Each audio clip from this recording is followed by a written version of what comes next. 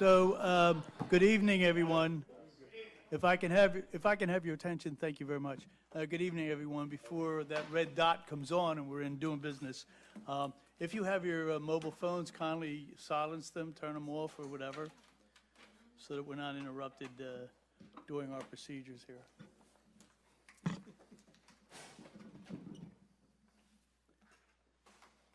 And we're on. Good evening, everyone. I'm opening the meeting of the Bristol Township Planning Commission and welcoming all those in attendance and our viewing audience. I would kindly ask you to stand for the Pledge of Allegiance. Pledge allegiance to the flag of the United States of America and to the republic for which it stands, one nation, under God, indivisible, with liberty and justice for all.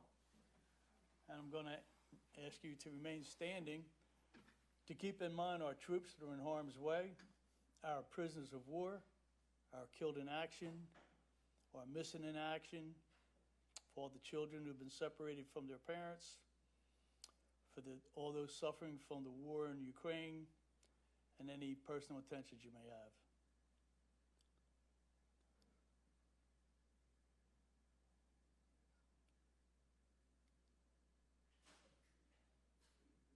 Thank you very much.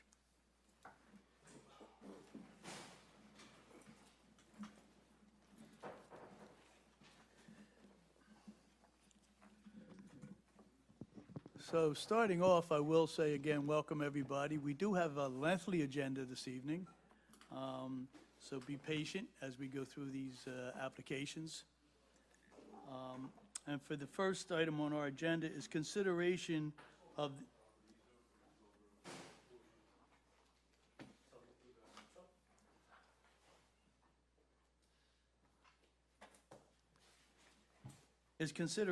the May 18th, 2022 Planning Commission meeting minutes. Commissioners, you have a copy of those minutes. You've had an opportunity to review them. I would entertain a motion. I'll make that motion. I have a motion to approve those minutes, and it's been moved and second. Any comments or questions? Hearing none, all in favor say aye. Aye. Opposed? It's unanimous. Thank you, Commissioners. The next item on our agenda is consideration to recommend council designate the following residential properties as blighted. I am aware that the first item on our blighted line is 2709 Avenue E, Newportville, PA, 19059/TMP, number 05-019-053, has been requested to be removed from our decision. I'll entertain a motion to remove 2709. So moved. It's been moved. Do I have a second? Second. And second. Comments or questions? Hearing none, all in favor say aye. Aye. Opposed? It's unanimous. Thank you, Commissioners.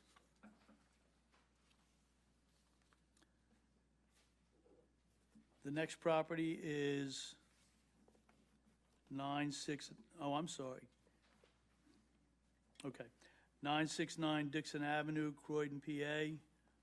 Bub, do you want to, there you are. Okay, look at that. If you want to explain this particular property. Yeah. Give me 1 second, John. She's moving very slow. Sure.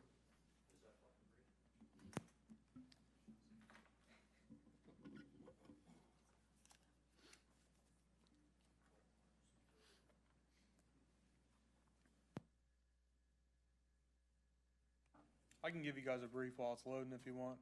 And that would be fine. 969 Dixon, house located in Croydon, PA. Gentleman passed away about 2 years ago, according to neighbors. House has been vacant since that time. Me and Mr. McTagg, we were in that home probably around 2019. Gentleman told us he had no one. We had a couple of nuisance complaints with our department, going back and forth with the property. He ended up passing away. Neighbors never called. We found this property probably within the past 5 months. Since that time, we have been cutting the property, maintaining it as much as we can. Definitely some structural damage to the property. House is in severe bad damage.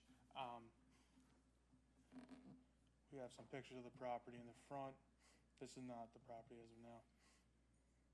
That's the front of the house as of there. These are some other photos of that property. Severely overgrown. We have 2 falling sheds in the rear as well. We have some more information on that first slide if you would like to go back to that one. Okay, thank you. Commissioners, you've heard the presentation and you've seen those slides. I would entertain a motion to recommend to blight 969 Dixon Avenue. I'll make that motion. I have a motion. Do I have a second? Moved in second. Comments or questions? Hearing none. All in favor say aye. Aye. Opposed? It's unanimous. Thank you, Commissioners. The next item for blighting is 79 Indigo Road, Levittown, PA 19057/TMP number 05-034-044. Okay, 79 Indigo Road. Gentleman that owned that property passed away. His son moved into that house. He is currently incarcerated. We have been dealing with this property on and off for probably the last 2 years. Nuisance violations, warrants out, the whole nine. The property has been a little better in the sense of that front photo. I believe we had some squatters in that trailer. Once I posted the property, they removed the one vehicle on the right and the trailer. The truck and the camper still stay there. Property's very overgrown and the township has been cutting it this entire summer as well. Thank you, Bill. Commissioners, you've heard the presentation on 79 Indigo Road. I would entertain a motion. I'll make that motion. I have a motion. Do I have a second? Second. It's been moved and seconded to recommend blight. Comments or questions? Hearing none. All in favor say aye. Aye. Opposed? It's unanimous. Thank you, Commissioners. The next one is 50 McIntosh Lane, Levittown, PA 19056, TMP number 05-021-417. This property, again, gentleman passed away. Neighbors say probably approximately 2 years. This has been sitting vacant. The rear of the property, we have a lot of junk and trash in the home. We have been cutting this property as well this entire summer. All the mail gets turned on deliverable, and we have delinquent taxes unpaid in 2020 and 2021 as well. Thank you. Commissioners, you've heard the presentation, saw the slides. I would entertain a motion to blight 50 McIntosh Lane. I'll make that motion. Do I have a second? I'll second. Moved in second. Comments or questions? Hearing none. All in favor say aye. Aye. Opposed? It's unanimous. Thank you, Commissioners. The last one on the list for blighting is 843 Stella Avenue, Croydon, PA 19021/TMP number 05-054-050. 843 Stella Ave. This has been on the blight list since 2016. This property sits on a corner lot, a very massive corner parcel. They had permits initially put in, it seemed after the owner bought the house, for a new roof and new windows. Not one thing has been done since that time frame. I've myself had to go with Public Works 3 to 4 times to board it up. Squatters, the whole inside is down to the studs. We keep having to remove people from that property. It sits vacant, and we haven't had any contact with the owner as well. Thank you, Bo. Commissioners, you've heard the presentation and you've seen the slides for 843 Stella Avenue. I'd entertain a motion to recommend a blight. I'll make that motion. I have a motion. Do I have a second? I'll second it. Moved in second. Any comments or questions? Hearing none. All in favor say aye. Aye. Opposed? It's unanimous. Thank you, Commissioners. All right, that was painless. Thank you. Okay, thank you, Bo. Appreciate your presentations.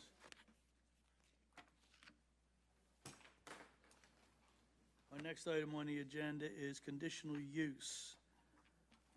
This is conditional use for Johnny Hogstad, and I hope I said that properly. 222 Worcester Road, Fairless Hills, PA, requesting conditional use approval in order to convert a single-family dwelling into a duplex on a property located at 412 River Road, Croydon, PA, tax parcel number 5-11-43 in an R-3 residential zone district of Bristol Township. Do we have a representative? Good evening, Jeff Fournier for the Good evening, Hogstads. Jeff. How are you? Good, good. Mr. Hogstad's here. You can come on up. Good evening.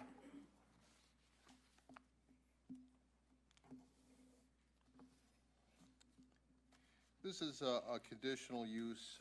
It's in an R3 residential district, and we're looking for a residential conversion under A6, converting the existing residence to a non-resident building into 2 or a maximum of 3 dwelling units.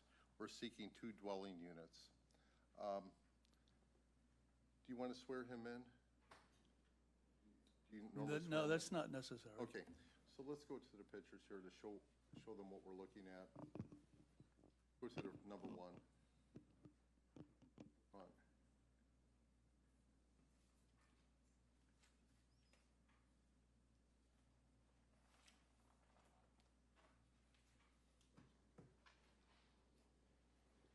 While he's doing that, Mr. Hogstad, how long have you owned this building at 412 River Road? Probably 20, 30 years. Okay, and you started a remodel or redo the residence when? In 2020.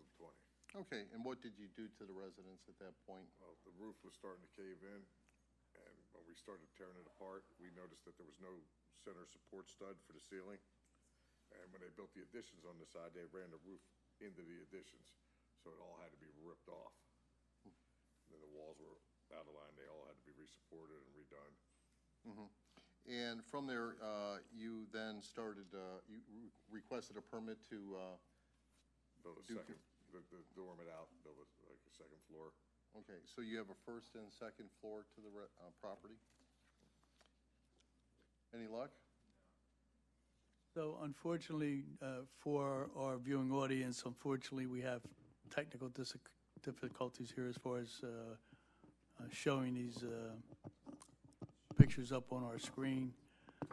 We will continue with the presentation regardless, so. Okay, so,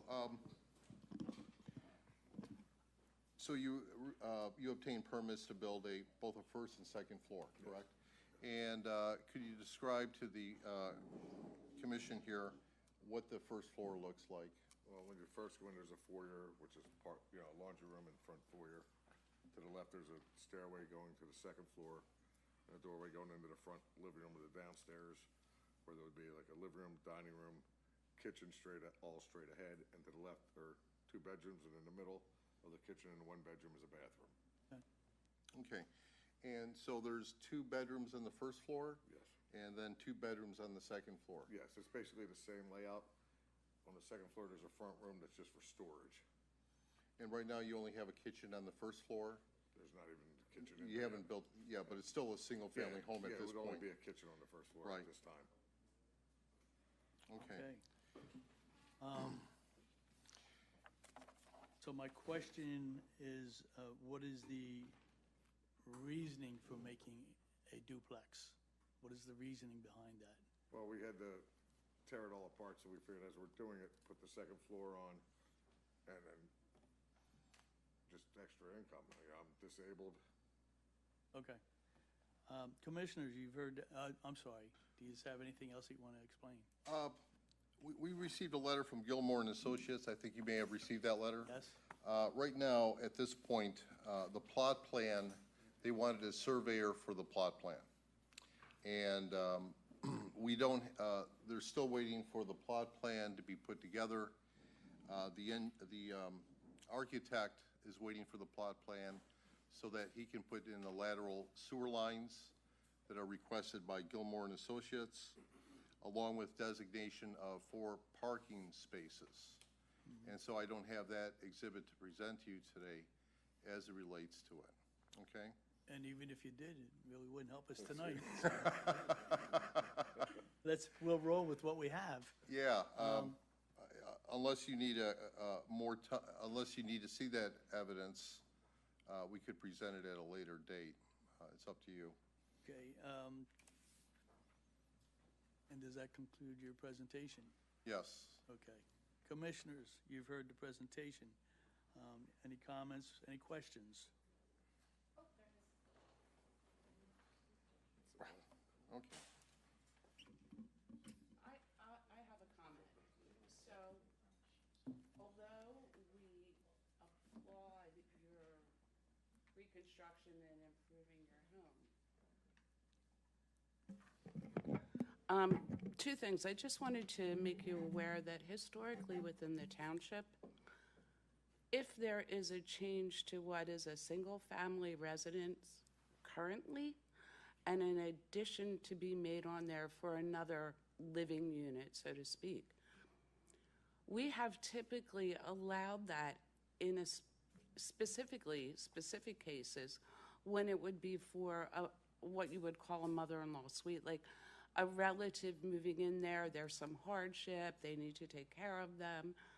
And we have also made that stipulation that after the relative moves out or is no longer occupies that separate living space, that there can be no rental income.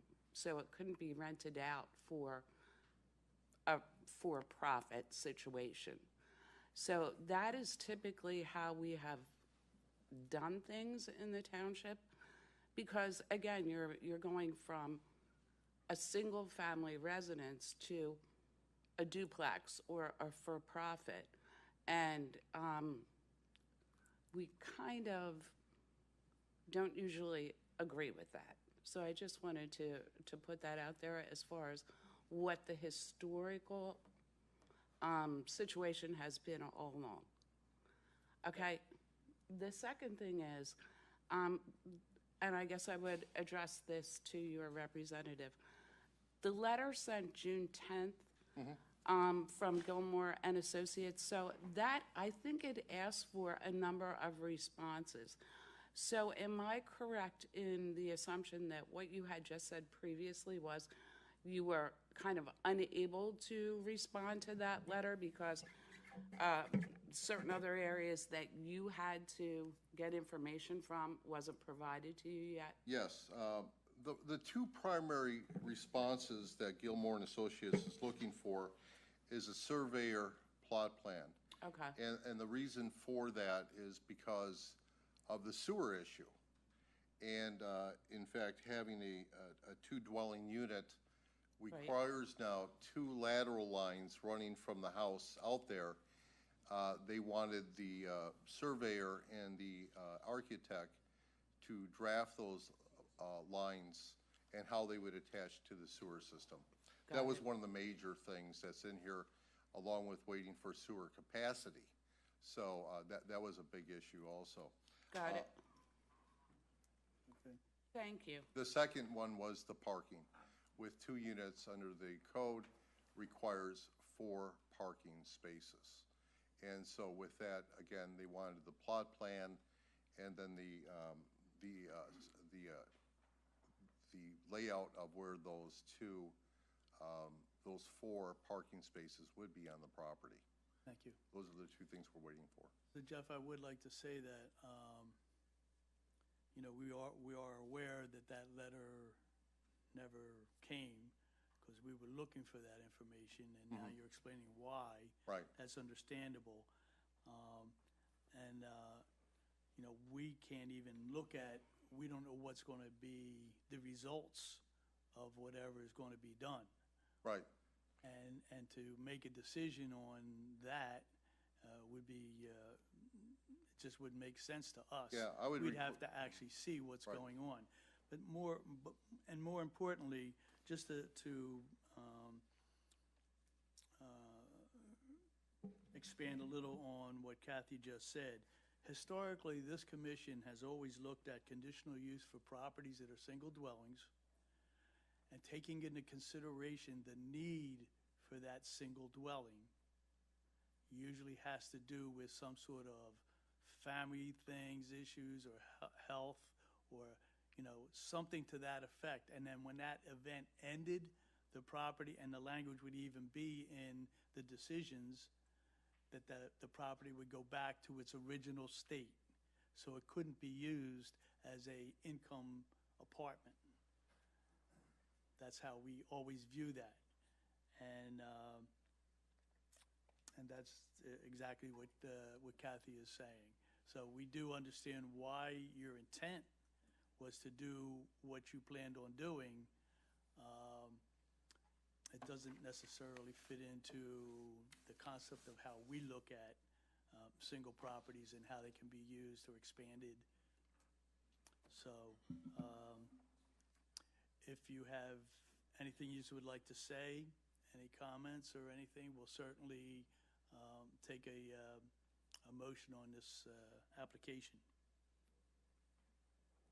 Okay. So commissioners, you've heard the application, it's a presentation. You understand the use of the purpose for this particular request. I would entertain a motion on the commissioner's decision on what you would like to do. I'll make a motion to not recommend the following application to council. I have a motion not to recommend this application to council. Do I have a second? Second. It's been moved in second. Any comments or questions on the motion? Hearing none, all in favor say aye. Aye. Opposed? It's unanimous. Okay. Thank you. Welcome.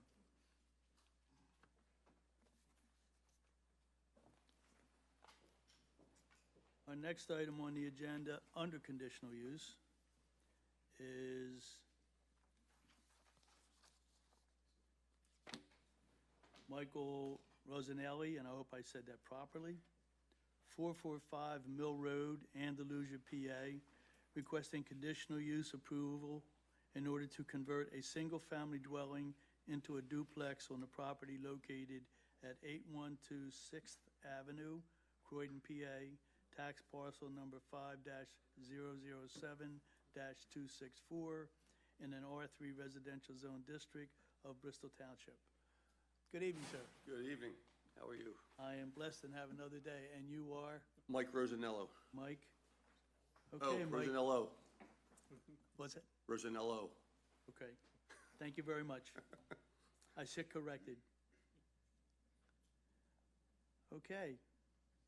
Well, first, I'm gonna let you know I'm not prepared. I got the letter about 2 weeks ago, and my architect told me he didn't have enough time to do basically what he was saying as far as the survey and all that stuff. Okay. And it is, I mean, could I still talk, or should I just say we chair it for another time, or? You certainly can request a motion to extend this to another meeting. Could I possibly, since what I just heard just now, expand on that, maybe save all of our times possibly? You save it for your presentation, unless you want to do it now. No, I mean, if I'm not going to be approved on it, no chance of being approved because it's the same situation as that? Well, then, it's your call. If you want to do your presentation, come back and do your presentation, understanding how this commission looks at this purpose, you very well may get the same response. Okay, can I say something or no? Absolutely. Because it's the same thing as a single family going to a, two-family. It would be my son and my daughter living in it, and there's also a duplex just 2 houses down to it. That's not a family situation. It's a rental situation. And I thank you for bringing that up, Mike. You don't mind me calling you Mike, do you? Not at all. Okay. And I Better than thank other you for things. bringing that up, because when we review what comes in front of us, Right. we are familiar that there are places in the area that also have duplexes that have been there forever. Doesn't necessarily mean they were supposed to be. Doesn't mean that they were approved to be that way. All we can look at is what comes in front of us. Gotcha. Well, actually, maybe it's a good thing I didn't get prepared, huh? Spend all that money for nothing, huh? I appreciate your time. I guess You're that's, welcome, and I thank you for coming in front of us. all right. Okay. That's it. Good. Thank you. Have a good evening, sir.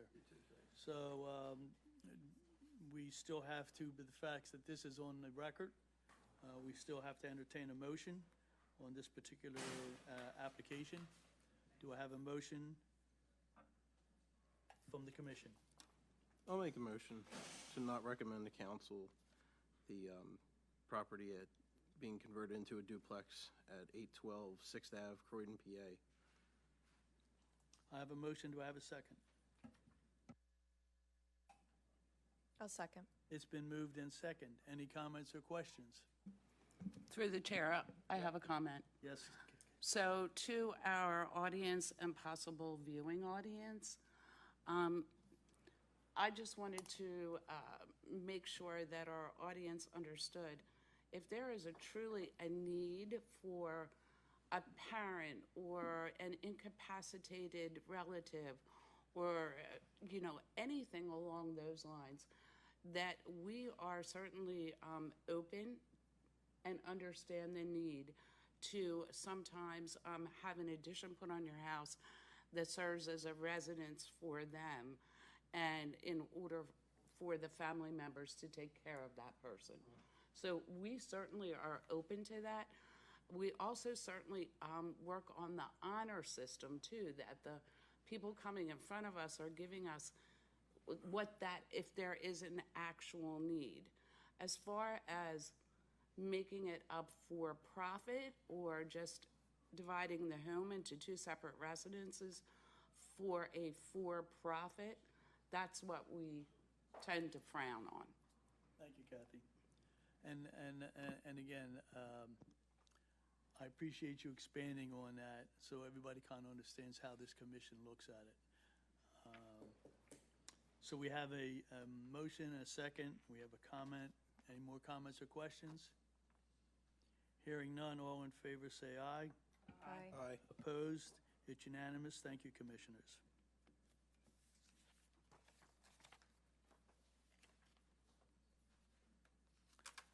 Our next item on the agenda is subdivision land development, ARAR Foods LLC, 963 Street Road, second floor, Southampton, PA, requesting preliminary and final subdivision and land development approval in order to construct a Checkers quick service restaurant and convenience store on a property located at 399 Bristol Pike, Croydon, PA, tax parcel number 5-008-002 and 5-008-056 in a C-C Commercial Zone District of Bristol Township. Good evening, sir. Good evening. My name is Adam Powell. I'm the engineer for the project. Good evening, Adam. And again, this site is located at 399 Bristol Pike. It is located in the C1 Commercial District. It was granted zoning relief in, I believe, November of 2021 pertaining to parking spaces. And we did receive a letter from Gilmore & Associates and a letter from Pannoni for traffic.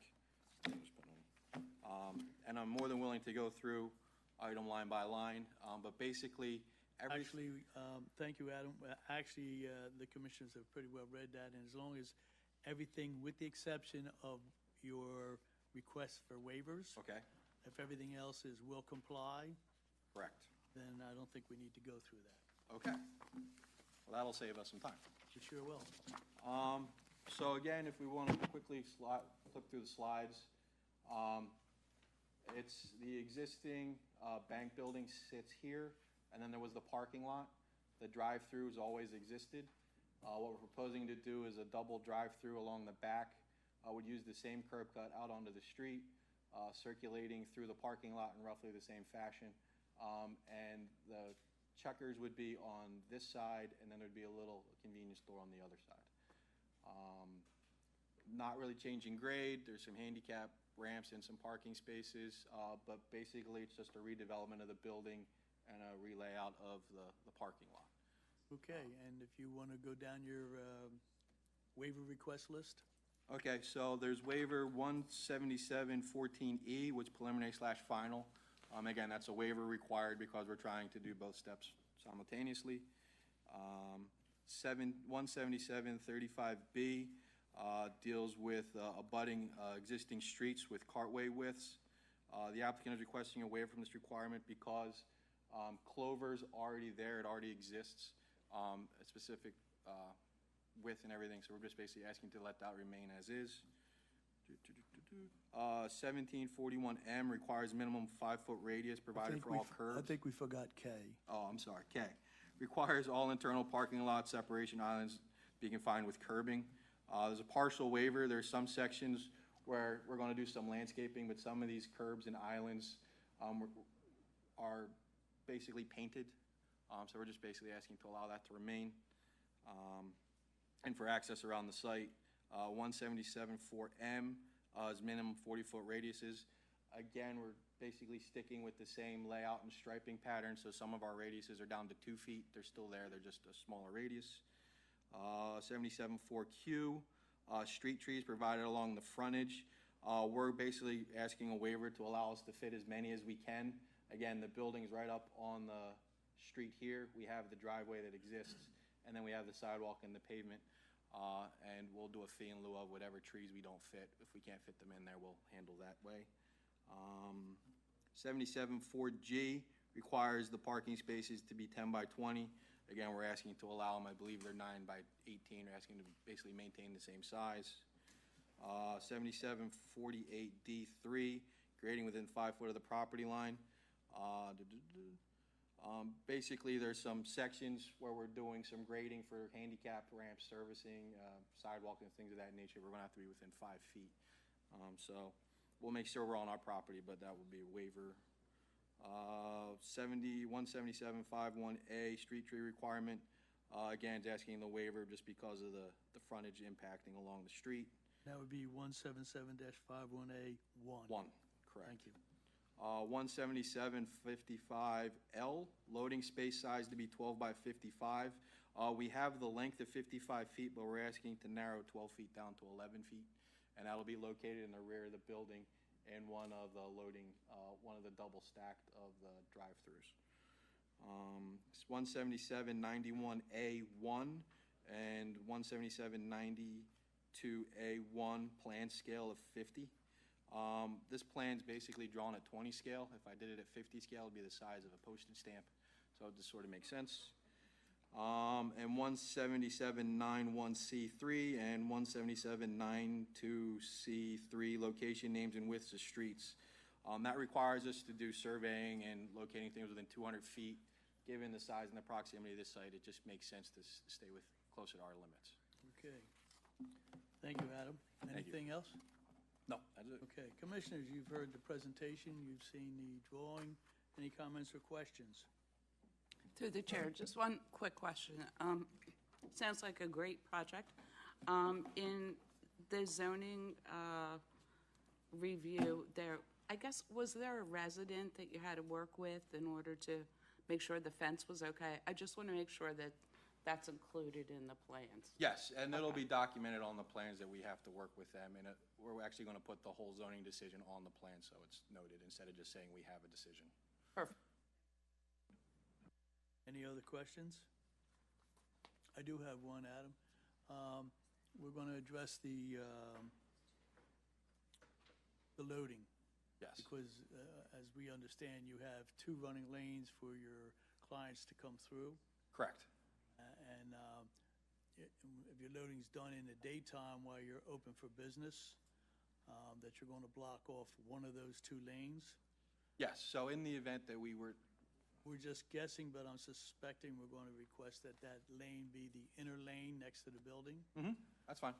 To prevent whoever's unloading from being run over while they're trying to bring a hand truck into the place. You know, so safety is obviously a concern of ours. So we're going to, that would be part of the presentation that requests that be listed on the application. Any other questions? Any questions from the audience? Bob? Kirk? Samantha? Okay. Hearing no comments or questions, I'd entertain a motion. I'll make a motion to recommend to council the subdivision/land development for AR Foods LLC at 963 Street Road, 2nd floor, Southampton, PA, requesting prelim and final subdivision and land development approval in order to construct a Checkers quick service restaurant and convenience store on the property located at 399 Bristol Pike, Croydon, PA, tax parcels number 5-008-002 and number 5-008-056 in a C Commercial Zone District of Bristol Township, along with the 11 waivers requested, and noted that everything is a will comply. I have a motion. Do I have a second? Second. It's been moved and seconded, and I was ahead of myself when I said any comments or questions. Any comments or questions? Hearing none, all in favor say aye. Aye. Opposed? It's unanimous. Good luck, sir. Thank you. You're welcome.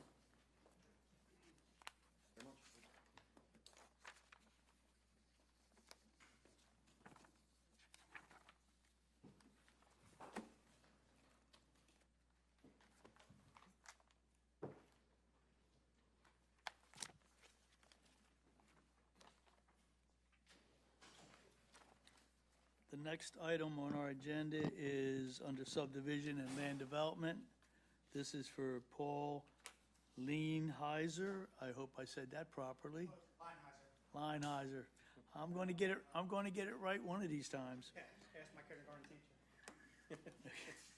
And this is 570 Otter Street, Bristol, PA, requesting preliminary and final subdivision and land development approval in order to construct a warehouse on the property located on Manning Boulevard, Levittown, PA, tax parcel number 5-69-67-002, in an M-2 heavy manufacturing zoned district of Bristol Township.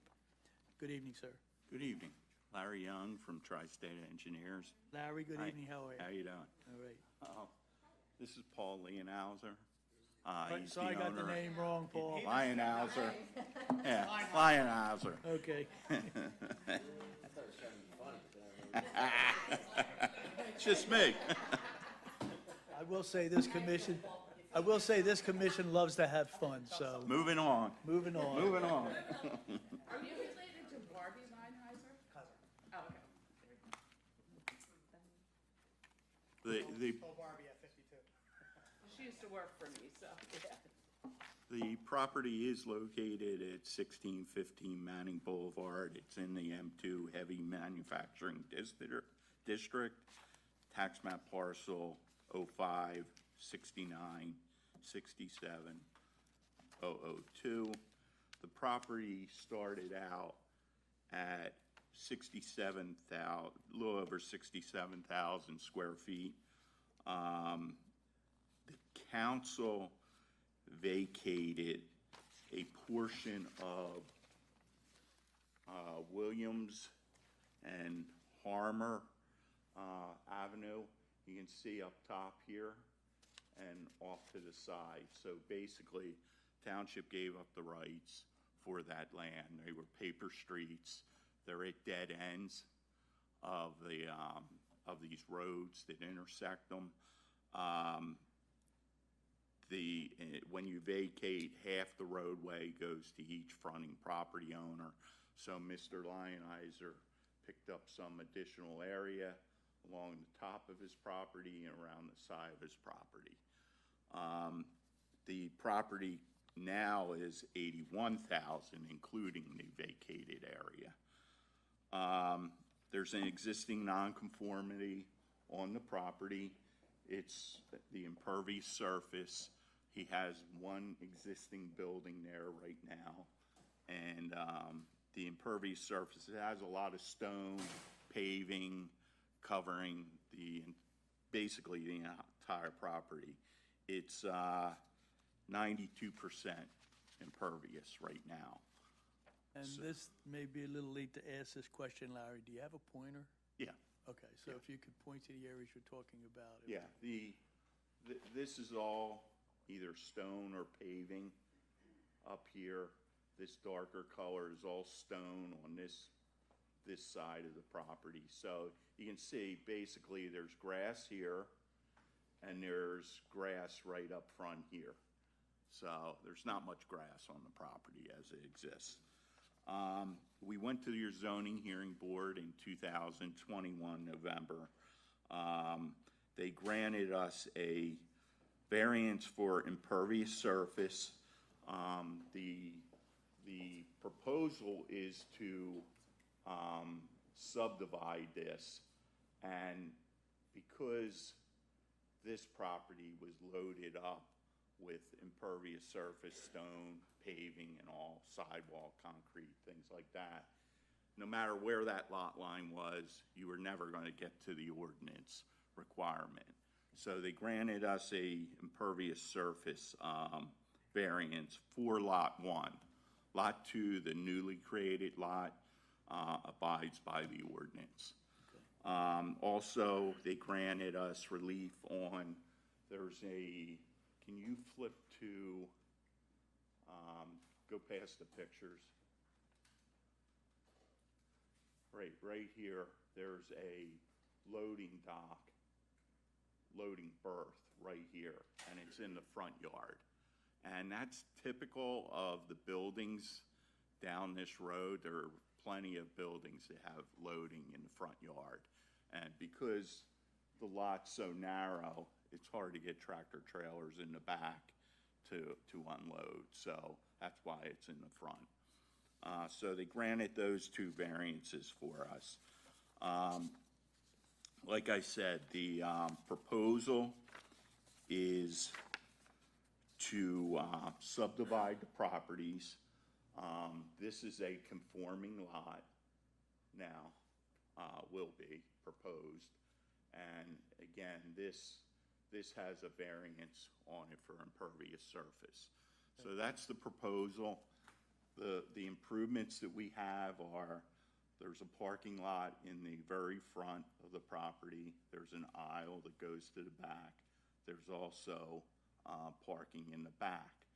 There's a loading berth in the front, and there's a loading zone in the back, although the loading is going to be done internally in the building.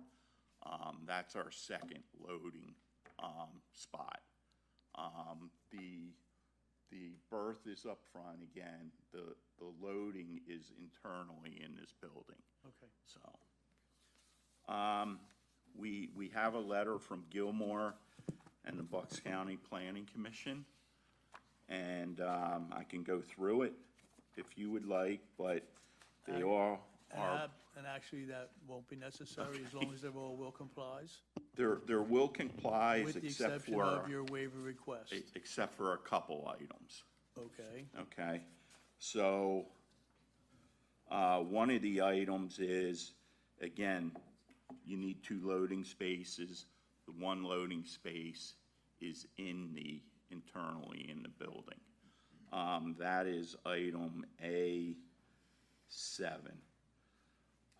Also, the number 8, A8, speaks about a driveway width of 35 feet. We have it at 37 feet only because of the maneuverability of a truck in there into the loading berth. So that it's listed as a zoning item here, but the zoning ordinance, the subdivision and land development ordinance also lists that criteria. And when it's a zoning and subdivision, the developer can ask for a waiver for that. So we would. So if you excuse me, Larry, for a minute, is that correct? I'd have to defer to the township solicitor. I've heard that if there's conflicting requirements in ordinances, then the developer does, break the tie and gets to select. But I haven't heard that from zoning to Saldo as being the case. So, our precedent on this matter has been that the 35 has been held unless a variance has been granted by the zoning hearing board. We'll comply. We'll shift the island over. I was going to say, I'm wondering if there's another geometric maneuver that we can do to Yeah, well, swing the truck. yeah, we'll make it work. There's going to be less parking by your new ordinance, so it doesn't require all that parking that we have, so. Right, okay. So, Okay. So that will be a will We'll comply. change that to will comply. yes. That makes it easy. Thank you. And I just want to point out, one of the comments, C3, talks about the loading berth has a trench drain in the bottom of it that's connected to the, okay. There's an underground basin back here in the back of the lot, and what's happening is as the basin fills up, the loading berth fills up. All that we're going to do, we'll comply with this, but we're going to break the systems. We're going to put a underground seepage bed under the loading berth, solely for the loading berth and the trench drain, and then all the rest will go to the back basin. So that's a will comply, yeah. Okay. Okay, and these two particular items, Larry, these two particular items that you were not will complies that are now going to be Yes. will complies. Yes. They'll be I just listed wanted to now that clarify. you're going to change it, so it will show the will comply. Correct. Okay. Okay, so the waivers, Bob, can you go back to some of the pictures that was previously?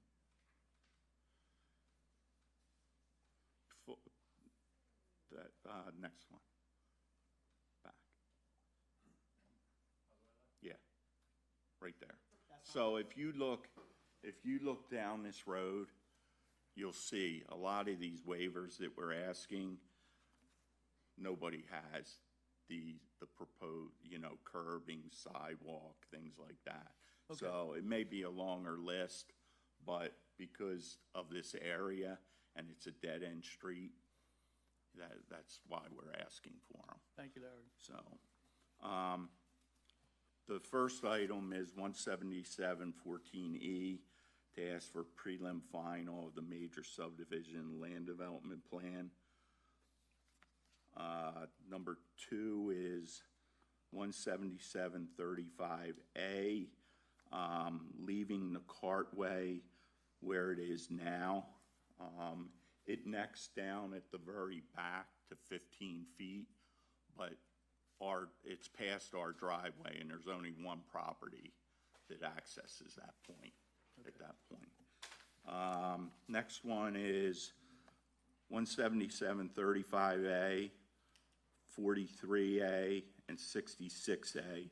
They all deal with sidewalks So I don't along the road. So Larry, I don't mean to be a stickler. Mm-hmm. So if it's 177-35A, it's 177. Okay, I'll read it all. Thank you. For the record, Yep. we need to have that. Okay, 177-35A, 177-43A, and 177-66A. Thank you. That all deals with the sidewalks along the road. Next one is 177-35A, 177-45A, 177-67A. That all deals with curbing along roads.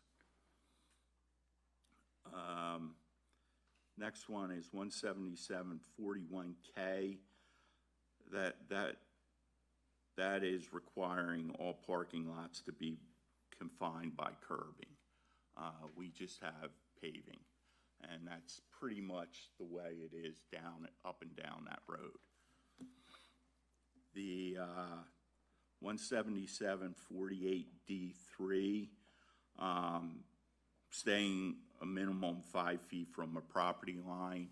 That is off on the, Bob, can you go to the, yeah, grading plan? Okay.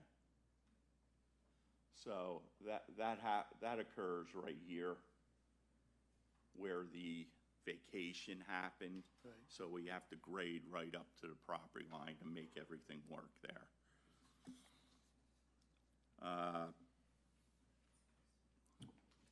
177-91A1, 177-92A1, that has to do with the plan scale. You either have to do it at 1 inch equals 50 or 1 inch equals 100. Our plan scale is 1 inch equals 30. It provides more detail because of the small size of the lot. Next one is 17791C3, and 17792C3. That's showing features within 200 feet of any part of the track. We're at a dead-end road, so that's why we're requesting it. The last one is 17751A. That is for installing street trees only on the portion of the new lot that's created. The existing part that contains the existing building, there's a few trees on that property, street trees, but we are providing it on the new lot. Okay. That's it. Thank you, Larry. Commissioners, you've heard the presentation, you've seen graphs. Yes. Sure. I just have one question. Larry, comment number B16 speaks to the size of the loading dock. Can you clarify if that's a space or a loading berth due to the size? The one out front? Yes. The one out front, we're gonna make 14 feet wide. Okay, Yeah. thank you. That's a will comply, yeah. Perfect. Yep. That's why we addressed that before about making that change. Okay. All right. Thank you, Stephanie. Through the chair. Yes, Kathy? Just one quick question. Larry, did you guys see the letter from Kevin, the fire marshal, about make sure you change your address? Well, we can't give it an address until the lot's Okay. created. Yeah, because That- it says, we're referring to it 1615, Yeah. and that's already somebody else. Yeah. That's Oh, that's you too? That's the Okay, got That's the it. overall lot. Okay, Yeah. got it. Once we create the lot, then we can apply for that address. Perfect. So, Thanks. Any other questions, commissioners? Comments? Kirk? Bob? Okay.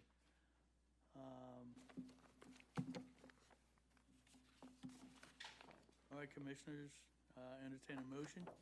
I'll make that motion to recommend to council the subdivision and land development for Paul Neinheiser? Bang! At 570 Otter Street, Bristol, PA, requesting prelim and final subdivision and land development approval in order to construct a warehouse on the property located on Manning Boulevard, Levittown, PA, tax parcel number 5-69-67-002, in an M2 heavy manufacturing zone district of Bristol Township, along with the 9 waivers requested, and noted that everything in the Gilmore and Associates letter dated July 5th, 2022 is a will comply. Okay, I have a motion, and do I have a second? I'll second. It's been moved in second. Any comments or questions on the motion? Hearing none, all in favor say aye. Aye. Opposed? It's unanimous. Good Thank luck, you. gentlemen. Thank you. Welcome.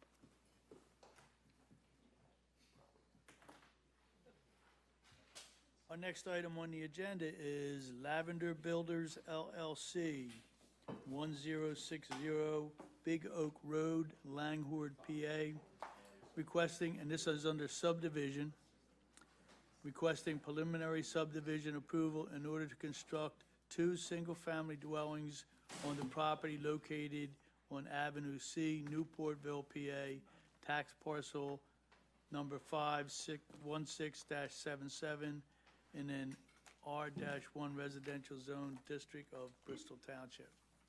Good evening, sir. Hi, good evening, Commission. Bryce McGuigan from Bagley Carlin here on behalf of the applicant, Lavender Builders. And that was Bryce. Yes, sir. Good evening, Bryce. Oh, thank you very much. Thanks for having us here this evening. As the chairman stated, the property at issue is on Avenue C in Newportville. What we're proposing to do today is to construct 2 separate single-family detached, sorry, it's been a long night, detached dwellings on a presently vacant property.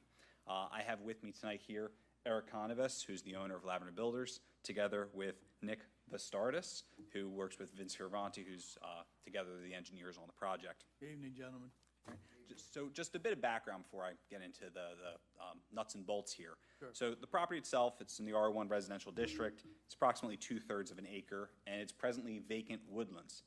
We went before the zoning hearing board twice in this matter. The first time, there was some passionate neighbors came out to voice their opinion on the project, and we were ultimately denied. After that, we actually had a chance to have a meeting with the neighbors in my office. We went over a whole host of issues, and we refiled, and we were approved 4-0. The neighbors attended, and they were very, very happy. The variances at issue only related to the actual woodlands and the alteration of the woodlands, together with buffering the nearby industrial parcels that are to the right of the image you see before you. Well, it's nice to hear that you had due diligence and actually discussed things with the neighbors. That's a good thing. We did. Took till took a few hours. We were the last people out of our building, but the important thing was that the neighbors did leave happy, and they did attend the second zoning hearing. So, I told them, I said, don't take my word for it. Come on out and make sure, I'm backing it up. Okay. So they attended, and it actually worked out fairly well. Good. So we didn't request any variances related to lot size, lot width, pervious coverage, building coverage, setbacks, nothing like that. So since we received our zoning approval, actually it's been a bit more than a year now, the project that we've submitted a few different revised plans to the township, and we've received multiple review letters back from Gilmore, from the township traffic engineer, as well as the fire marshal.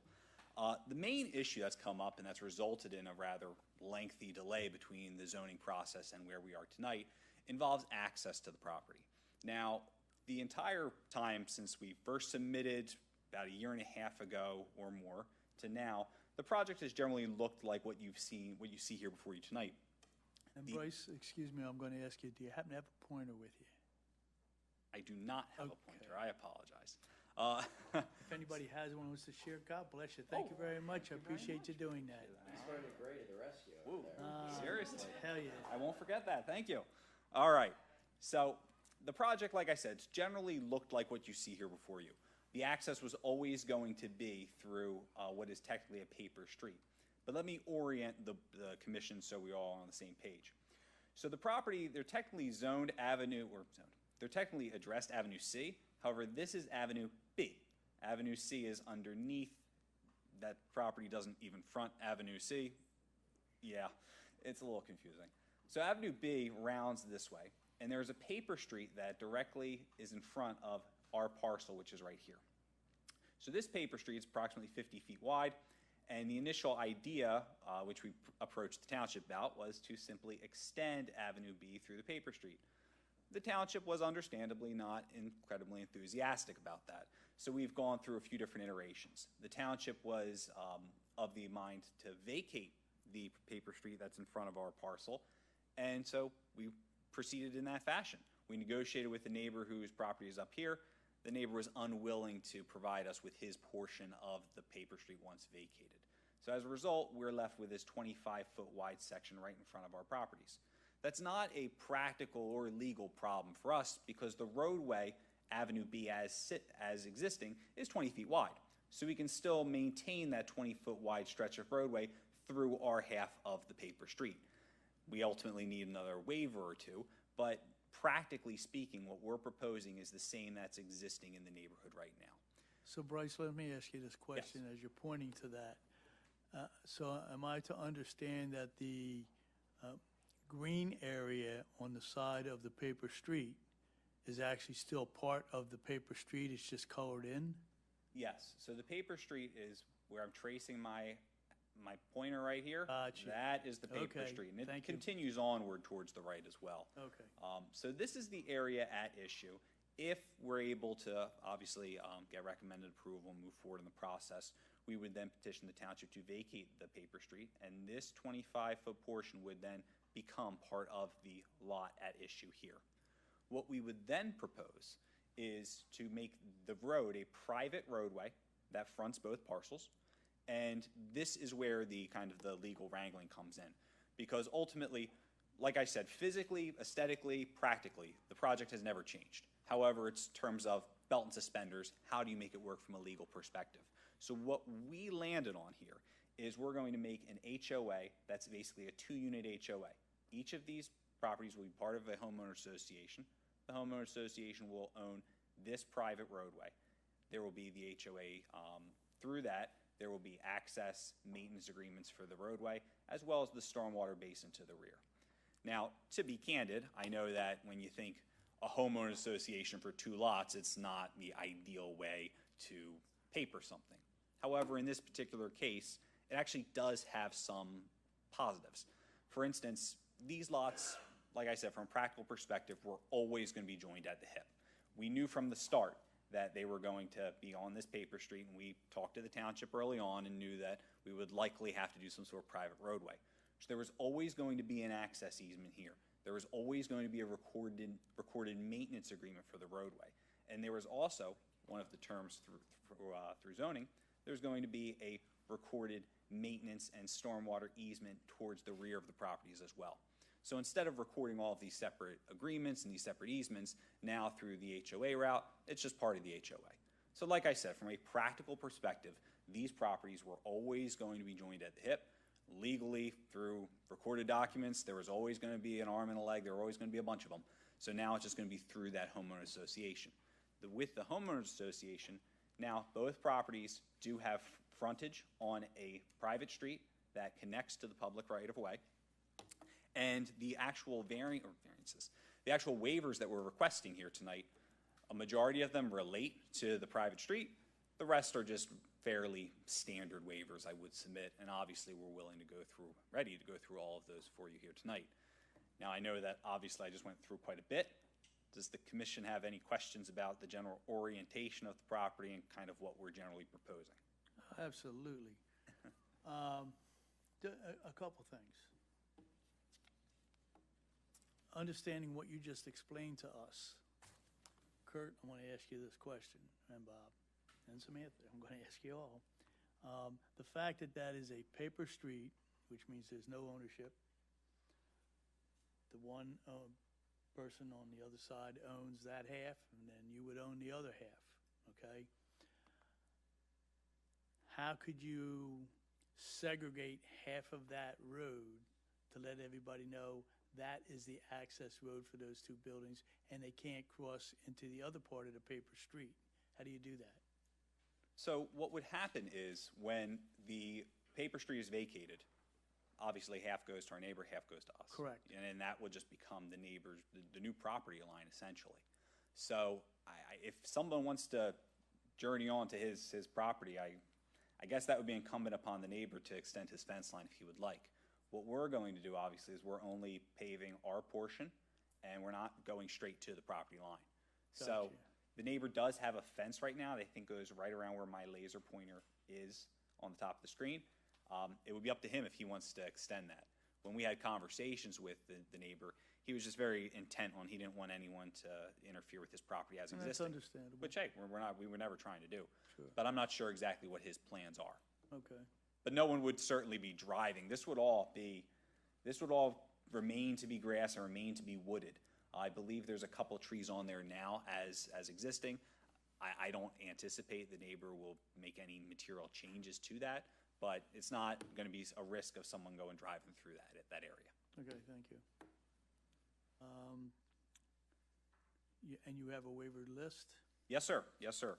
So, like I said, through this project, we've received a number of review letters. The review letter we received from the fire marshal had no comment. The review letter from Pannoni, that's all will comply. And with respect to the Gilmore review letter, every item within that letter, with the exception of one, is a will comply. And the item at issue, I believe it's the Saldo comment number 2, that is now an additional waiver. So we have 10 waivers in total. Like I said, most of the waivers relate to the private roadway. The rest are relatively standard, but at this point, why don't I go through them? And I can do, I can go, if everyone has the waiver request letter from Fioravanti. No, if we do, I can go through that. Otherwise, I can just name them. All right, so the first one, it's waiver 1 from section 177-34L. That is basically to allow a private street. As we stated here before, we've had conversations with the township about extending the public right-of-way. There was no interest in that, so there's really no other alternative from other than the private street, which is why we're requesting that waiver. The second waiver is from Section 177-35A. That waiver is to allow private street to have a 20-foot wide cartway and 25-foot wide right-of-way, where otherwise a 26-foot wide cartway and a 50-foot wide right-of-way are required. The rationale for this waiver is, again, we only have the 25 feet, but also the 20-foot wide cartway actually blends with the rest of the community because the road's only 20 feet wide anyhow. So there's no practical difference between what we're proposing and what exists. The third waiver, which is Section 177-39, involves the requirements for the construction of a cul-de-sac, certain turning radius and that sort of thing. Again, we don't have the requisite space because we're only dealing with the 25-foot wide right-of-way. But what I would point the commission towards is we did get the review letter from Pannoni and the review letter from the fire marshal. There's no concerns with traffic, with safety, with access, with that sort of a thing. The fourth waiver, it involves sidewalks. That's a waiver from 177-43A. There are no sidewalks in the area, so again, we're proposing no sidewalks here too, just blending with the surrounding community. The next waiver, the fifth one, for those counting, that involves curbing, same exact sort of waiver, 177-45A. Again, same rationale.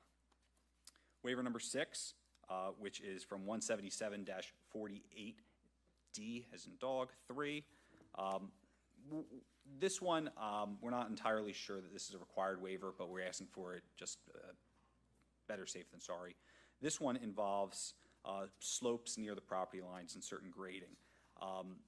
We're not sure if the actual, the grading rises to the level where the waiver is required, but the reason why we're asking for it is because there is going to be some grading that's required where the private roadway here meets the street, so there's some grading that needs to be done there. The seventh waiver is from 177-64, which is requiring metal pole streetlights and street trees along the street. Again, this is something where we're trying to conform with the surrounding properties, and we're only dealing with 2 houses here, so putting street trees on these small lots together with street lights probably wouldn't make the most sense, especially in such a confined location. Waiver number 8, this one is from 177-93A1. This is very similar to some of the other waivers you heard tonight, which involves the detail of plans. We're drawing this plan at a 1 inch to 20 foot scale rather than 1 to 50 or 1 to 100. They're small properties, so if we did 1 to 50 or 1 to 100, you wouldn't be able to see anything. So just a practical sort of thing. Waiver number 9, 177-93C3. This again requires certain features within a 200-foot radius of the site. Again, small properties and 200 feet for something like this would be a little excessive, so that's the request. And waiver 10, this was the one that we added following the recent review letter we received from the township engineer from 177-40J. This one requires a 5-foot setback from any paving to a property line. But again, because of what we're dealing with here, with only our half of the paper street, 25 feet in total, and we're proposing a 20-foot wide cartway, the issue with that is you literally can't comply with this portion of Saldo. We're doing 2.5 feet. So that's why we're asking for that one as well. So obviously, if the commission has any questions, I have my client here, we have our engineer, and we're more than happy to go through this. Bryce, thank you very much. Samantha, anything? Kurt? Sounds pretty simple, right? It does. Things like a Rubik's Cube that's been moving around for like a year. It does. I see the interesting turns there and. Game of whack-a-mole. Every Yeah. time we knock one down, it pops up again. Bob? Okay. Any questions from the audience? Okay, commissioners. Can I have one? Was there a reason you didn't go from Avenue C up? From Avenue C up? Yeah, Avenue C is right there. So there's a house right here. Yeah. And then this, I guess, maybe that's, we wouldn't want to go right through someone else's backyard because there's 2 houses here, and I know because they came to the zoning hearing board. This was, what was her name? If I walk Avenue C, Avenue C is kind of down where my pointer is. You got the house right here, and I forget what her name was. Very nice. She was very pregnant during the hearing and still came out. I told you, they were very interested in the project. So I guess you potentially could go here, but when you're thinking about it, you're going through right next to two other residential properties through this gentleman's backyard. And this gentleman was also very, very interested in the hearing and go through here. So it probably makes more sense just to extend out. No, no worries. Any other questions from the audience? Okay. Through the chair, I have a question for Kurt. So, you know how we want the attorneys to agree with our attorneys that this would be a workable plan? Does making that as part of an HOA help satisfy that or make it more likable? Yeah, and that's really where we're at, I think, at this point. We've, like I was saying, kind of been rearranging this thing and reshuffling this thing to try to get it to work at their interest in trying to get 2 lots out of this piece. And we think, from an engineering standpoint, and I think their engineer agrees, that we've gotten it as best configured as possible. And at this point, we're really deferring. We're working with Flager's office, and Flager's office is working with Bryce from Begley Carlin to come to some terms of, if we paper this thing up with these HOA documents and the shared private right-of-way, that we think we can make it work. So at this point, I think, we should turn into a fundraiser and have a cage match for Bryce and Scott Holbert to just, duke it out at a council meeting next month, and whoever wins gets. I was going to say. Well, if you want to turn it into that, we could throw mud in there. I object to that because I don't think I'll win that. But yeah, to dovetail off what Kurt was saying, we had a conversation with Mr. Holbert to discuss the parameters of this. And at that point, it seemed like at that point we were generally on the same page on this. Certainly no objections were raised to the general structure of this project. And, this has been going through the ringer for some time now, especially when you consider the fact that this is, relatively speaking, a small project. It's had a lot of hair on it. But we think we finally reached a solution that's workable. And obviously, as we move forward, we know that this will all be contingent on my office supplying Mr. Flager's office with the HOA documents, with the draft easement documents, with that sort of thing. So we know there's going to be some back-end paper on this one. Thank you. So I have a question also about the homeowners association. So there's 2 properties with 2 people. They're going to be the homeowners association, I would suspect. Yes. And if I'm this one and I sell my property down the road somewhere and somebody else comes in, the other part of the homeowners association says to this one, well, guess what? You have to comply with what we agreed to before. And if that person says that there's no sale on that property, because now you don't have a homeowners association, you got one family. Oh, no, so this is going to be recorded. So these homes will be members of a HOA moving forward in perpetuity. When the property is sold, there's a spot that you have to check off on the seller's disclosure that's a part of an HOA, and there's a whole these procedures in terms of supplying the HOA documents to the buyer for their review before they proceed forward with the sale. And as a practical matter, if somebody wants to be a jerk, yes, the other person's going to have to, go through their legal options and call someone like me. Okay. But whether it's an HOA or not, or, maybe they'll be smarter and call someone from a different firm. But I figured that Rubik's Cube has been moved around long enough. You needed just one more thing to think about. No, it's, yeah, and even if there were no HOA, there would still be, like I said, there'd be access easements, there'd be maintenance agreements for the right-of-way and for the stormwater basin. So that could always happen. Thanks, Bryce. Sure. Okay, commissioners, you've heard the presentations. You've heard the comments and questions. I would entertain a motion. I'll make that motion.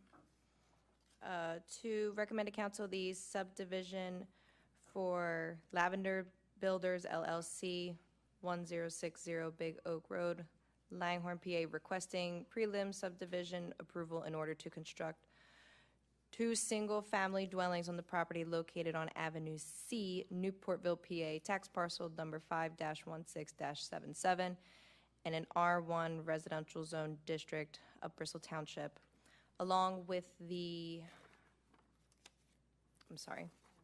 9 waivers requested in 10, including that was added,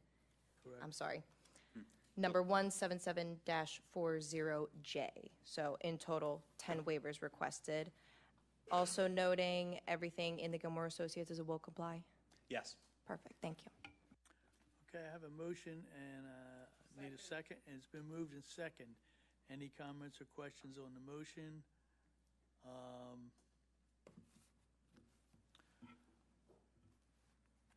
I am curious about something, because this is the first time in as many years as I've been sitting in this chair that I've seen 2 buildings built on one property like this. My concern now is this going to open the door for other people with one piece of property to start coming in here looking to start putting 2 houses on one property? To clarify, there will be 2 separate lots at the end of this. There is a subdivision that'll create 2 separate lots. The joint shared ownership is associated with the private right-of-way that'll Gotcha. serve as the driveway that'll serve both. I just needed that for a lots. clarification. Thank you very much. I appreciate that. So we have a motion and a second. Any comments or questions? Hearing none. All in favor, say aye. Aye. Opposed? It's unanimous. Good luck, sir. Thank you very much. You're welcome. Thank you. You're welcome. Good luck, gentlemen.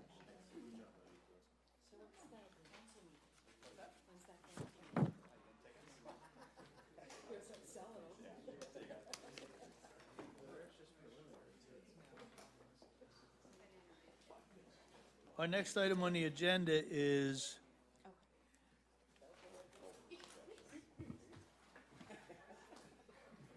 our next item on the agenda is BCCI Levittown LLC, 4121 Oregon Pike, Brownstown, PA, requesting preliminary and final land development approval in order to construct a 13,000 square foot distribution facility on the property located at 6201 Bristol Pike, Levittown, PA, tax parcel number 5-73-116 in an M-2 heavy manufacturing zone district of Bristol Township. Good evening. Good evening, Julie Von Spreckleson from the law firm of First name was? Julie. Thank you, Julie. Von Spreckleson. Hearing aids aren't working too good. Not a problem. I'll try to speak louder. Okay, I'm good. From the law firm of Eastburn and Gray, here tonight on behalf of the applicant BCCI Levittown LLC. Just to clarify, when you were describing what the application was requesting, I think you said 13,000. I just want to clarify and make sure everybody knows it's 130,000 Oh, I'm square sorry. foot warehouse. You No, are correct. Not a It's problem. 130. Not only the hearings aren't working, but the glasses aren't working either.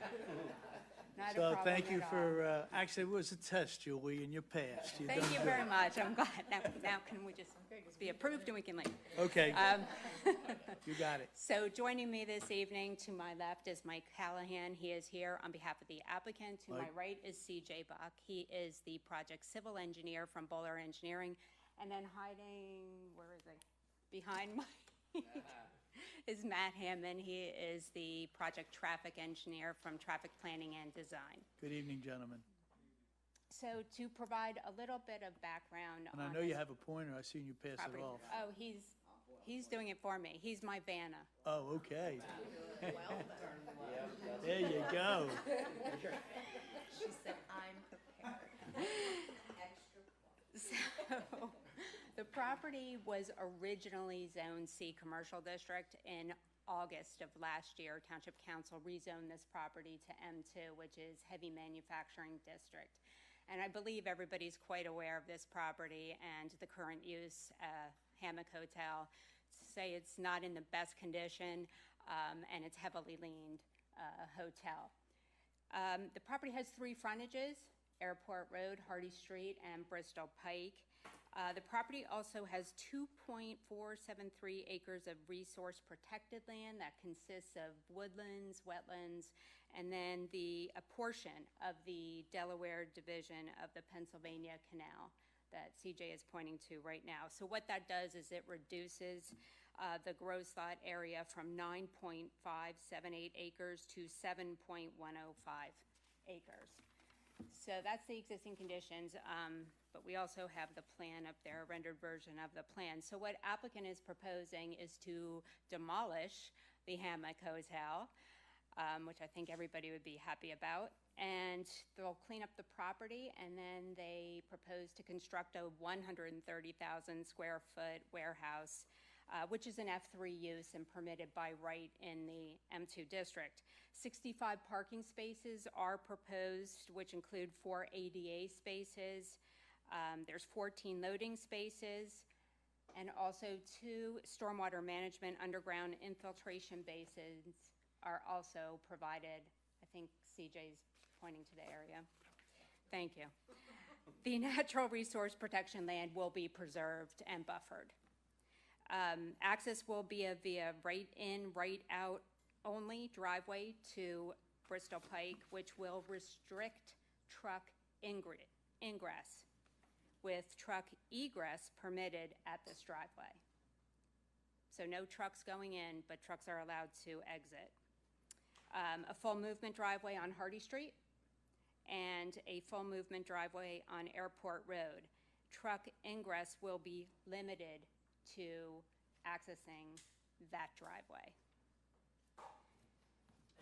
With that, those are the improvements that are proposed. We did receive the township engineer and township traffic engineer review letters dated July 13th and July 15th. All comments, we reviewed the comments in both letters. They're either will comply or will resolve any comments that we aren't able to with the township consultants. So we'll work with them and resolve them to their satisfaction. Is Other than that, workable with you, Kurt? Yes. Okay, thank you. other than that, we have 7 requested waivers, and I can run through them very quickly. Yes, please. The first is section 177-14E. I think a number of projects already requested this. That's to allow preliminary final plan submission. The plans were fully engineered to final plan standards. Section 177-35A, this is a waiver requesting from the requirement that Airport Road shall have an 80-foot right-of-way and a 40-foot cartway, where a 50-foot right-of-way and a 26-foot wide cartway exist. And then with regard to Hardy Street, we're requesting well, it actually has right now a 26-foot cartway. No, I'm sorry. It's supposed to have a 26-foot cartway, and we have a minimum cartway width right now of 22 feet. I believe that Gilmore is fine with this waiver request, but we're going to work with Gilmore, and we're willing to provide some additional road widening on Airport Road. And again, we'll work with your consultants to make that happen. We don't have an exact amount, so we still need the waiver, but we will work with Gilmore to make sure they're satisfied with that. The next is from section 177-43A, and that's a waiver from the requirement that sidewalks be provided along Airport Road and Hardy Street frontages. No sidewalk is currently present along those roadways. The next is from section 177-45A, requesting a waiver from the requirement that curb be provided along Airport Road and Hardy Street frontages. Again, no curb presently exists on those roadways. I think we may work with Gilmore again to maybe provide some curbing along Airport, but they're okay with Hardy Street not having any curbing. The next is from section 177-48D3, and that's requesting a waiver from the requirement to keep edges of slopes a minimum of 5 feet from the property line where 0 feet is proposed. We are proposing removal of portions of pavement and associated limited regrading within 5 feet of the property line. The next waiver is from 177-55L, and that is requested from the requirements for loading zone dimensions to permit a 12.5-foot by 60-foot loading spaces in lieu of the required 14 feet by 55 feet. And that waiver is just requested to support a typical design specifications for this particular industrial use. And I believe that Gilmore also has no objection to that waiver as well. And then finally, waivers from 177-91C3 and 177-92C3. And again, I think this is a typical standard waiver that everybody requests, to not have to show the location names, widths of streets, and that type of thing on the plans. And what we do is we provide an aerial photo instead to satisfy that requirement. Thank you, Julie. And Kurt, where she emphasized certain things that they're going to work with you or feel that you are okay with, is that correct? Yes, I mean, was there any, since we spoke with your engineer CJ last, was there any issues with the curbing along Airport? You'd said may provide. Is it more of a, you can provide, you will provide? Yes, Okay. we will. Yeah, we have no other comments or concerns. Thank you. Okay. Samantha, have anything? Kurt? Bob? Okay. Any comments or questions from the audience? Okay, Commissioner, you've heard the presentation, you've seen the slides. I would entertain a motion. I'll make a motion. Yeah, I'm Good. sorry. That's okay. I brought a frog to the meeting.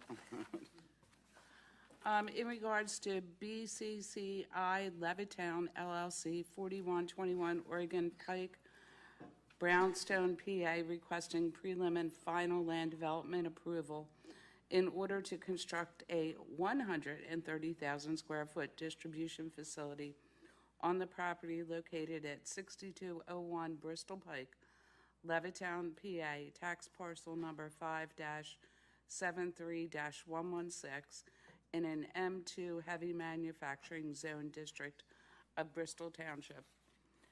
We would recommend to council, we would recommend the project to council. And we would also just stipulate that the Gilmore and Associates letter dated July 13th, 2022 is a will comply, except for the 7 waivers requested. And I would just make a note that the letter indicates 6, but the additional waiver is 177-55L. So we would recommend to council to grant those. Thank you. Thank you. And thank you, Kathy, for, I see everybody paid attention to that 13,000 versus 130,000. That's good. Good. I have a motion. Do I have a second? I'll second. It's been moved in second. Any comments or questions on the motion? Hearing none, all in favor say aye. Aye. Opposed? It's unanimous. Good luck. Thank you very much. You're Appreciate more your than time. welcome. Mike, good seeing you again, Mike.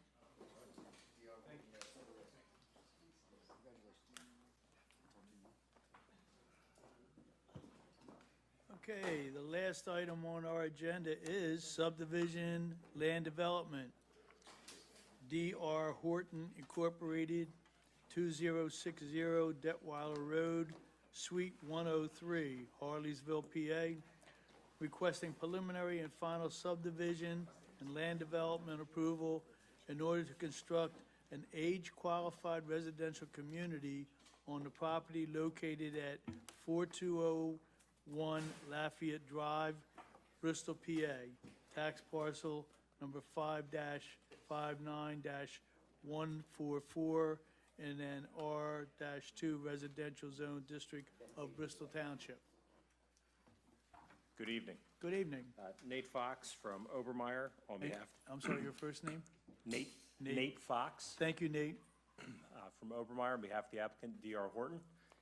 With me to my right, second row, Jesse Carpino, Entitlements Manager with D.R. Horton, C.J. Bach, Project Engineer from Bowler, and Matt Hammond in an encore, he's our Traffic Engineer. Good evening, gentlemen. By way of background, we were before you, I think, about a year ago And really, not much has changed on our plan, if anything. We are proposing 88 units in the form of twins, two-family dwellings. We had to get some zoning relief, both dimensional and to allow for the use. This is the former Lafayette School property. The school building has been taken down. The parking facility remains. The property is largely a very flat site, about 20.9 acres, plus or minus. Single access proposed here. Loop Road. Roads are proposed to be private, HOA community. Bob, could I have you go all the way back to the end? We'll show you the architecture. Thanks. So these are from other markets, but this is the type of architecture you'll see on the homes. They're a nice place for folks that are from the area, that they can retire and continue to stay in the community, enjoy a low maintenance lifestyle. Two-car garages. The homes open up to the rear with some living space and things like that towards the outside. Sorry, Bob, could I have you go all the way back to the plan? I think we got a rendered plan right there's the aerial. Keep going. One more. CJ will direct me. One more, I think. Two more. Right there. There we go. So also, and this secondary emergency access only. Just because this is 88 units with a single point of access, in the event there's any issue, an accident or some such thing, this would allow for emergency services to access the property. We have, we think, ample buffering. We've taken into account residents' concerns from the Planning Commission meeting we had a year ago.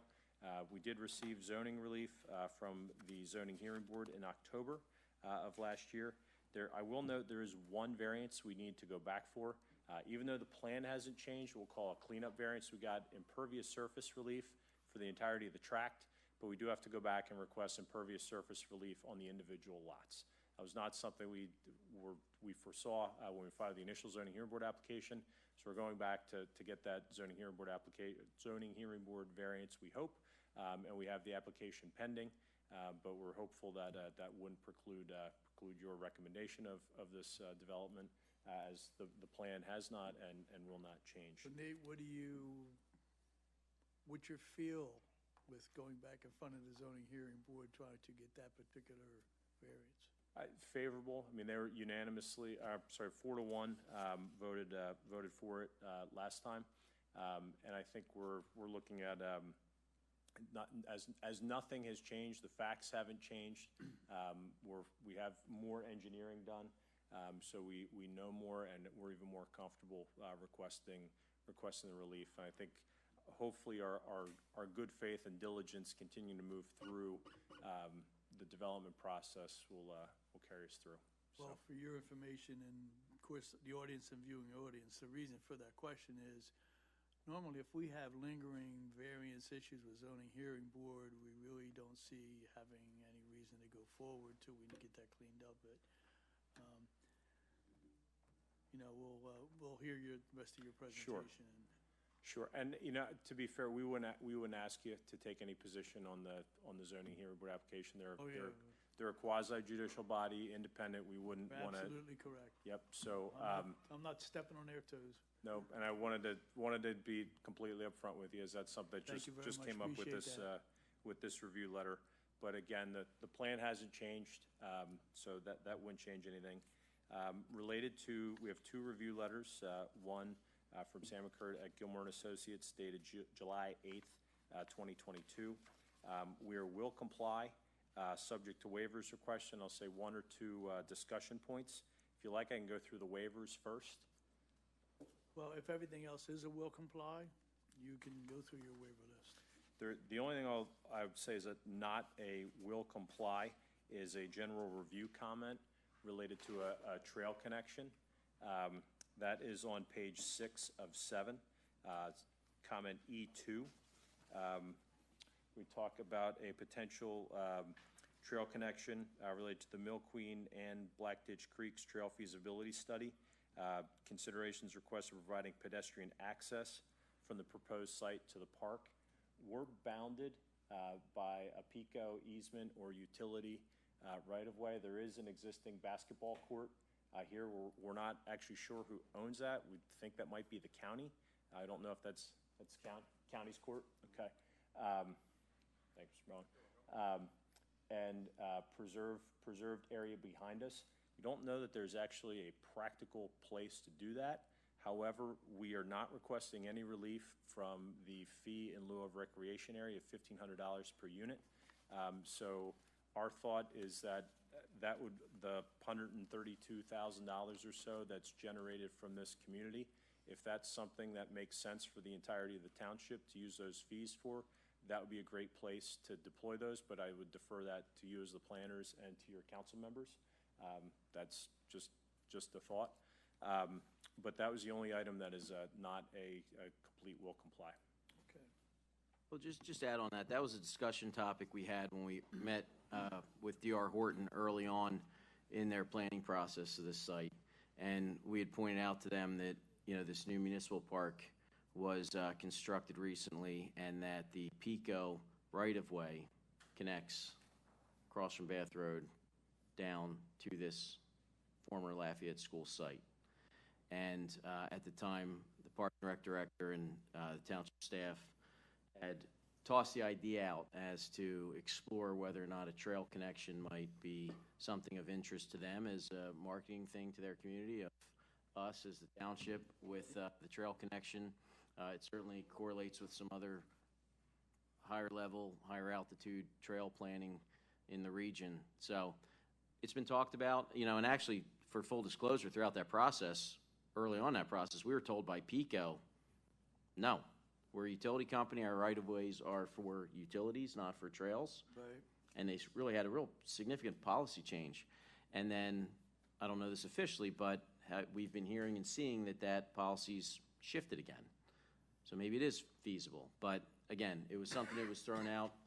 We're looking for feedback, I believe, as Nate had mentioned, from Planning Commission and then ultimately from Council as to how strong of a desire is it to see a trail connection like that constructed, formalized, pursued, et cetera.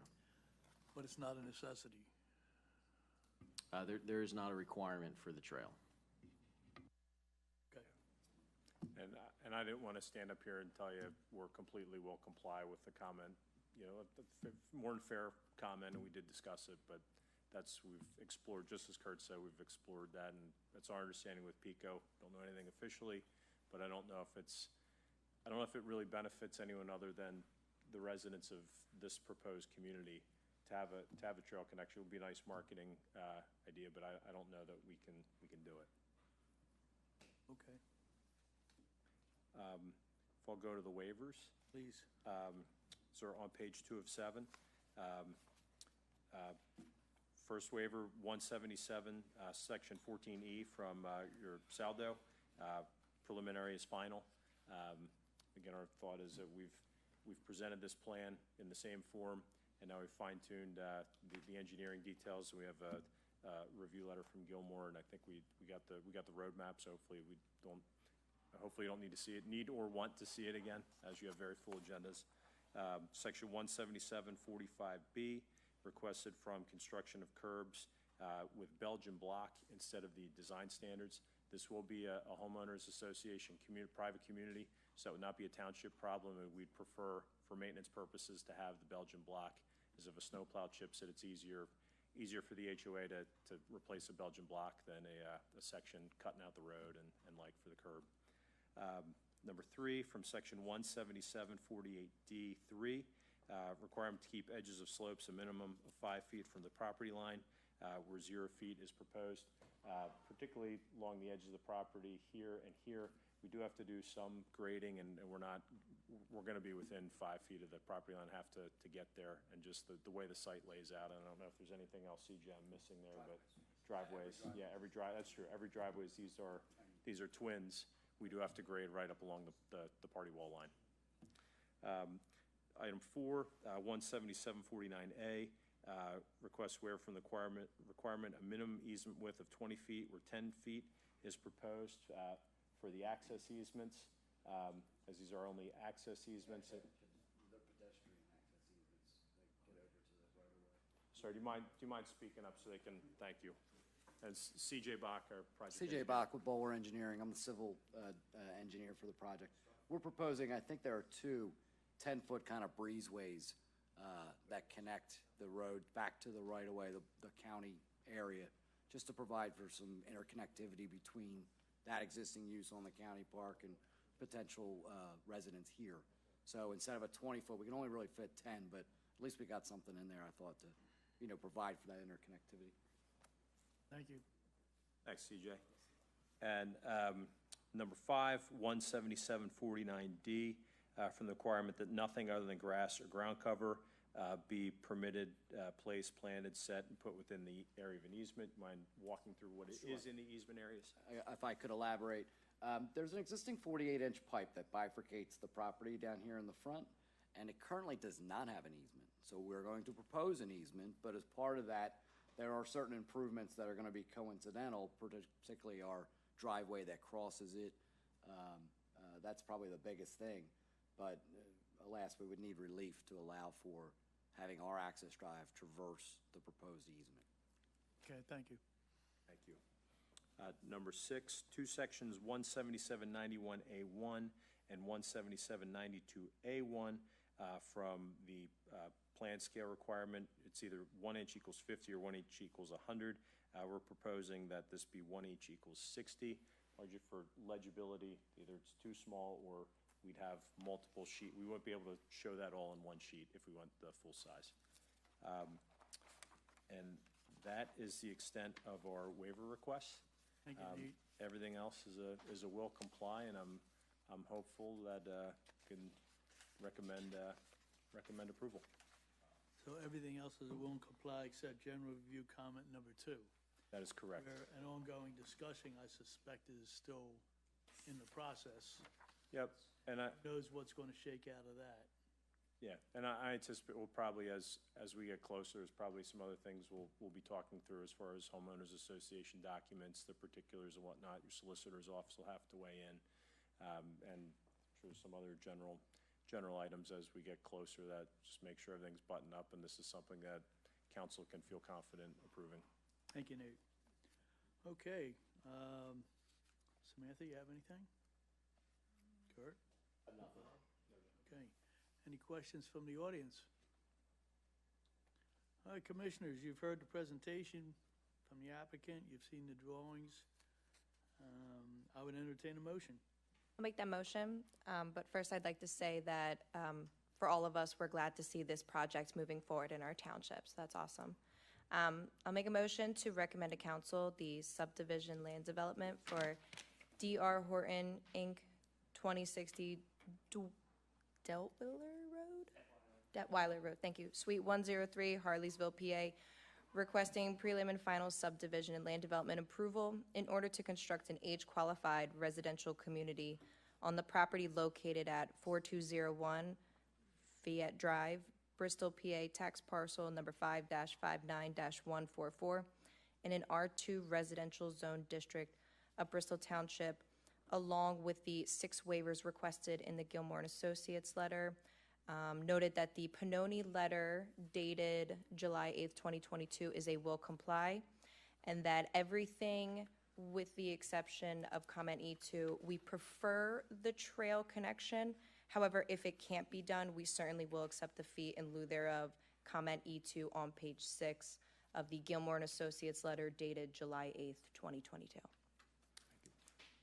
I have a motion. Do I have a second? I'll second that. It's been moved and second. Any comments or questions on the motion? At this time, I have to recuse myself. Okay. No comments or questions. All in favor say aye. Aye. Aye. We have 1 refusals, and by majority, it's been recommended to go to council. Thank you very much for your time and consideration. Thank Have you. a good evening. Thanks, guys.